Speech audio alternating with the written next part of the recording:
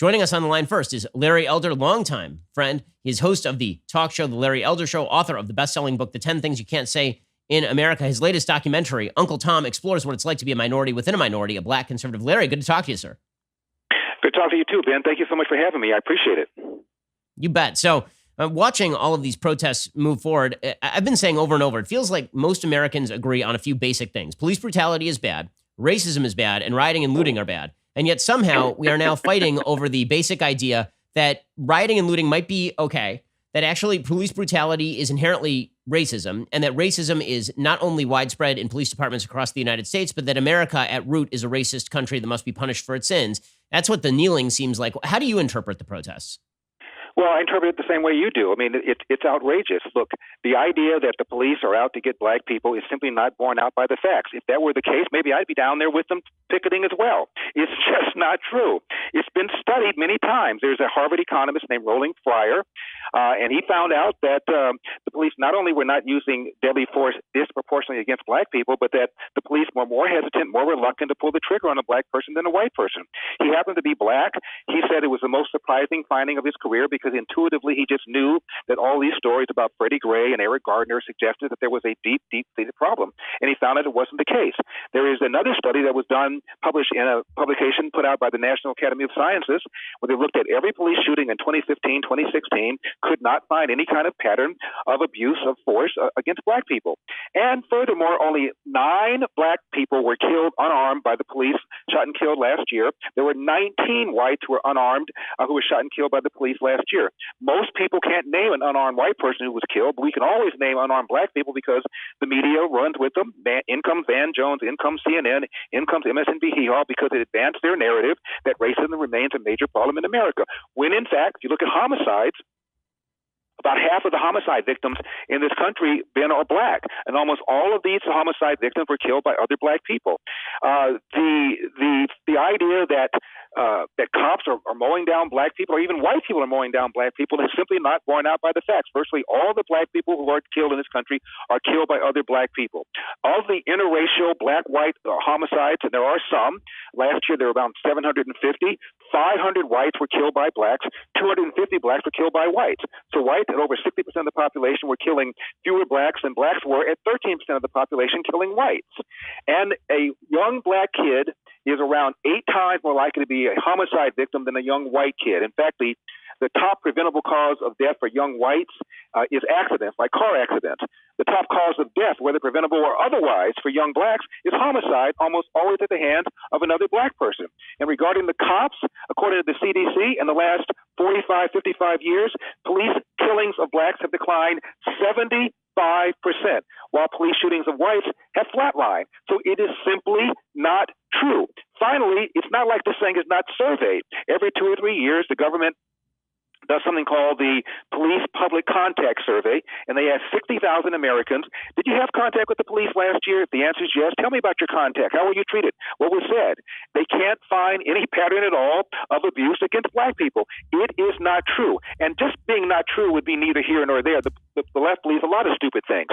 But this is not true, and it's getting people killed. Why? Because it angers young blacks, and if you're pulled over and you believe that the cops are out to get you, why shouldn't you have a defensive attitude? And automatically you create greater tension where bad things are more likely to happen. The other thing is, on the part of cops, if I'm a cop and I'm accused of being racist, why would I be proactive? I'll just deal with the 911 calls. I'm not going to try and stop crime. I'm not going to look around trying to see if anything looks suspicious. What's the upside? All I'll do is be called a racist, so I'm not doing it. So what happens is the cops go into a mode called the Ferguson effect, which is to become more and more passive. Bad guys know it. Crime goes up, and the very people that the Black Lives Matter crowd claims they care about are the ones who are hurt. Well done, people. Well done. So, Larry, when you look at the poll differentials by race, people trusting police, that the police have the best interests of the community in mind. Among white Americans, 77%. Among Hispanic Americans, 62%. Among black Americans, it is 36%. Is this a reflection of people just swallowing a media narrative, or is this a reflection of sort of the fact that if there are a lot of police encounters in your community, you're more likely to have a negative police encounter, or is it both? Because it is true that obviously there are a lot more by percentage police encounters between black Americans and members of the police force than there are in white communities, namely because there's a lot more crime among members of the black community than there are in at least violent crime than in the white community. Well, it turns out the numbers of people that have more than 3 contacts in any given year with the police, blacks and whites, are about the same. It's about 1.2 black men who've had more than 3 contacts with the police in any given year. It's about 1.5 for black men, 1.2 for white men. So it's not all that different.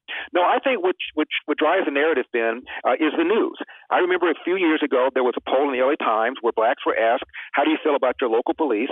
And 80% of blacks had a positive view, about the same as whites did. But then Rodney King happened, some incidents happened, and then it changes. So I think it depends on what's in the news cycle. Most black people want a heavy police presence.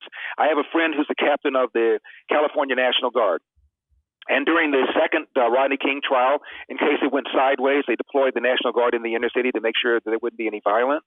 And he told me that men and women, middle-aged and older, were coming out of their homes, coming up to him saying, "Why is it you guys are only here because you're anticipating some sort of violence because of a Rodney King jury? Why aren't you here every single day? We need you here." The majority of people living in the inner city are hardworking, drug-abstaining, law-abiding citizens who want the police to be there.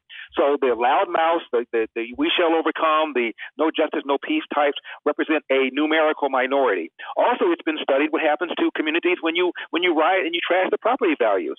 The property values never catch up, incomes never catch up, and frequently the businesses that are destroyed never return, and the very same people who looted and destroyed are now crying racism because those businesses don't want to come back and rebuild. It's ridiculous what's going on right now. Yeah, Larry, one of the things that really has disturbed me is the unwillingness of anybody to discuss specific solutions, because this is always what happens in these situations, is that it's much more fun to protest and shout slogans like Black Lives Matter in the tacit assumption that for a lot of people, Black lives don't matter, right? Ashton Kutcher just openly said that. He said, well, the reason we say Black Lives Matter is because there are so many Americans who believe they don't. And I just keep looking around going, who? Like, seriously, who? I don't know a single American, black, white, or green, who doesn't know the name of Ahmaud Arbery, or doesn't know the name of George Floyd, or doesn't know the name of Michael Brown or Freddie Gray. And by the way, not all those cases are the same, right? I mean, a lot of these cases have differential fact patterns. I mean, the Michael Brown case, he was actually justifiably shot according to a jury. But the attempt to avoid specific conversations in order to pursue a broader narrative is really disheartening, especially because I know, Larry Elder, you've been a libertarian for a long time, I mean, longer than I have, because I remember being on your show when I was 16 years old and I was just getting politically active. And you have been claiming for a long time that things like police unions are kind of a problem. And the doctrine of qualified immunity, which suggests that you are granted immunity from civil suit if you move beyond your authority as a police officer. Even Clarence Thomas has opposed that. And yet nobody wants to talk about solutions because we might actually find some common ground. It seems like the goal here is to not find common ground. Well, I think one of the reasons, Ben, nobody wants to talk about solutions is because you have to have a problem first. If the problem is police brutality against blacks, it's not true. Of course, there's no solution for that. That's why people just talk and talk and talk. After Dylan Roof killed all those churchgoers at their church in Charleston, I was watching the Morning Joe show, and one of the presidential candidates, Martin O'Malley, was on. And he was talking about the institutional racism. We need to deal with it. We need to deal with it. We need to deal with it. And one of the co-panelists was a guy named Mike Barnicle, who's a columnist with the Boston newspaper. And he said very innocently, he wasn't trying to trap him or stump him. He said, "What do we do about this, Martin?" And Martin, well, what we do, we have to acknowledge the. Actually, Martin, I don't know what you do about this, but we need to do something about it. Now, this guy used to be mayor of Baltimore, governor of Maryland, and you don't know what to do about the institutional racism that you just now bitched about. And the reason is because it's not true. And if it's not true, of course, there's no quote solution for it. The only thing that I recommend is the widespread use of body cams. And for the activists, it's probably going to help the cops more than it's going to help the civilians. There was the city in California called Rialto, 100,000 people, Ben. It is ethnically diverse, and the police were ordered to wear body cams. They didn't want to, but they did. And after a year or so, guess what happened? Police complaints against cops fell 90% because the civilians knew they were being taped. They stopped lying on the cops. Police use of force fell 50%, not because the police changed their behavior, but because the civilians did, and therefore the police didn't have to respond to them. The point is, a lot of people are lying on cops, not unlike the way Dorian Johnson, Michael Brown's friend, said. Michael Brown said, "Hands up, don't shoot." It turned out to be a complete lie. A lot of people are lying on the cops. The cops, there's some bad bad cops? Obviously, when you have an 800,000 group of people, there's going to be some bad cops. But the idea that they are routinely, systematically going after black people is simply not borne out by the evidence. Isn't that good news? Instead, I'm calling Uncle Tom, I'm calling self-loather, I'm calling all sorts of names. Instead of people saying, well, Larry, you're a little naive. I wish you were right, but here's why I think you're wrong. I don't get that. I just get a bunch of names because people don't want to deal with the uncomfortable truth that what's going on right now in our society has nothing to do with what the police are doing and everything to do with our failure to take advantage of available opportunities. Now, Larry Elder, he is the author of a boatload of great books. One of them, The 10 Things You Can't Say in America, a New York Times bestseller. His latest documentary is called Uncle Tom, exploring what it's like to be a conservative black American. So, Larry, final question for you. The LAPD obviously has, for some odd reason, come under significant scrutiny. I don't know why we have riots and looting in Los Angeles when this was an instance of police brutality in Minneapolis. But right. I guess that's the way this works now. Eric Garcetti, our idiot mayor, who has allowed homelessness to run rampant throughout the city, decided that it would be a good idea to allow the looting to just take place across the city, allow cop cars to be burned and defaced at will, allow Melrose Boulevard to basically become a trash heap, allow Fairfax to have all sorts of stores broken into and looted. And now he is saying that he wants to cut $150 million from the police budget. So I'm really optimistic about the direction of the city. How are you feeling about it? I have a two-step plan to save California. Keep the illegal aliens, deport the Democrats. This is a state, as you know, that's run by Democrats. There's a single Republican elected statewide. They don't have just majorities in the Senate and the Assembly. They have super majorities, so they don't even need Republicans. And this is what happens. This is the end game when you have a state that's run totally by Democrats.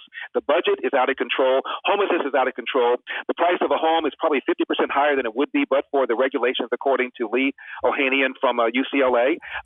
So this is what we have. I'm not optimistic either. I'm not optimistic at all. I think sooner or later, however, checks have to bounce. We have a $1.5 trillion unfunded pension liability. Sooner or later, Ben, checks are going to bounce, and then maybe, just maybe, people will then begin to rethink. But until then, I'm not terribly hopeful.